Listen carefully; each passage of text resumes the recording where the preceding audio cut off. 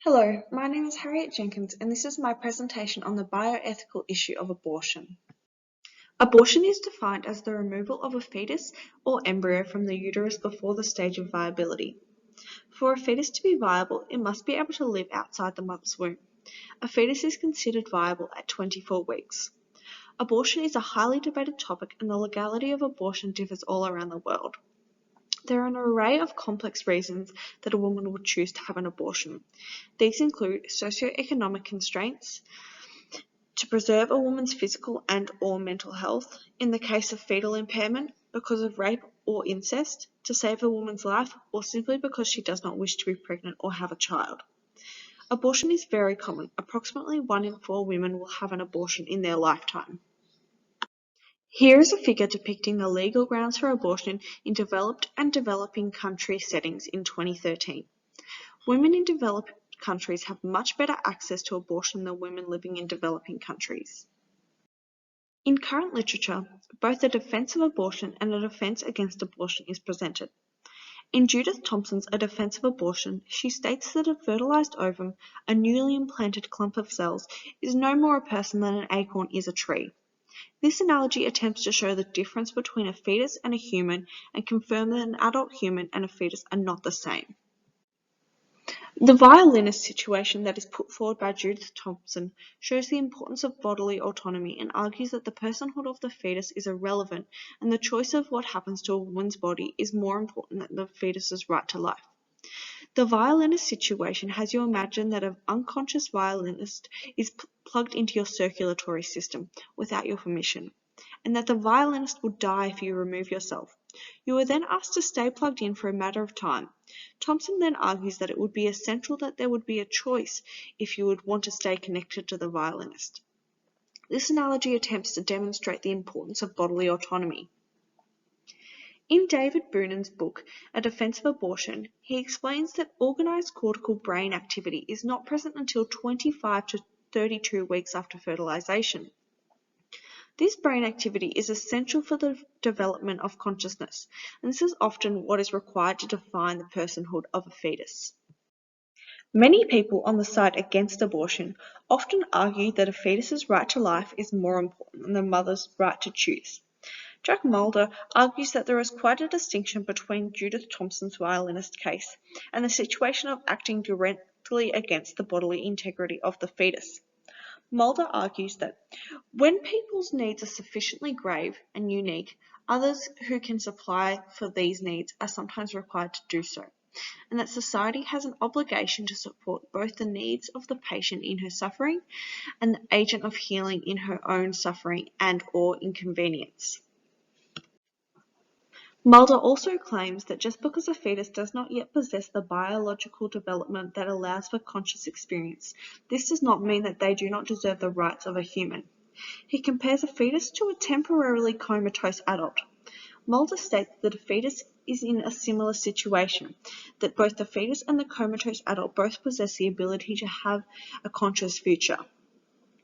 In the case of fetal personhood, James Humber argues that because fetuses possess human genetic code and therefore have the capacity to reason, this is what makes someone human.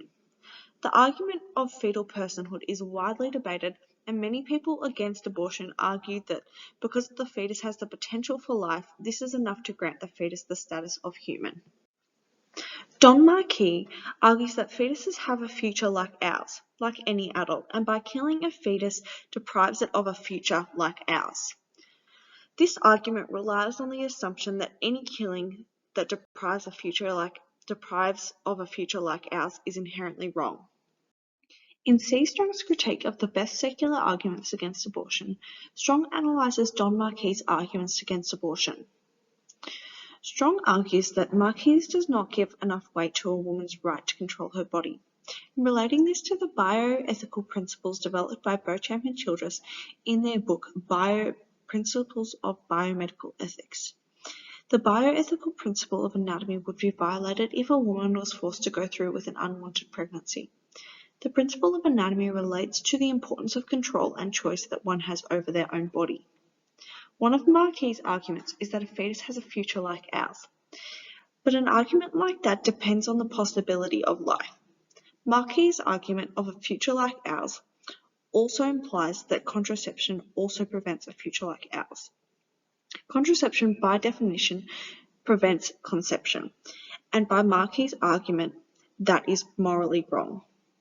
In discussion around abortion, one of the main arguments is what is more important, the mother's right to choose or the fetus's right to live. Those in the pro-life camp believe that the fetus's right to live outweighs the mother's right to choose, whereas those in the pro-choice camp believe that the mother's right to choose outweighs the fetus's right to live. This argument is difficult to come to an agreement between both sides, as it is often a question of personal beliefs. According to the World Health Organization, approximately 25 million unsafe abortions take place each year worldwide. As you can see, this is nearly half of all abortions performed worldwide. There are many different ethical issues surrounding abortion. One of the main ethical issues relates to which is more important, the choice of the mother or the life of the fetus. Does forcing a woman to carry out an unwanted pregnancy impact on her autonomy? Is aborting a fetus considered unethical? Does abortion ever count as murder?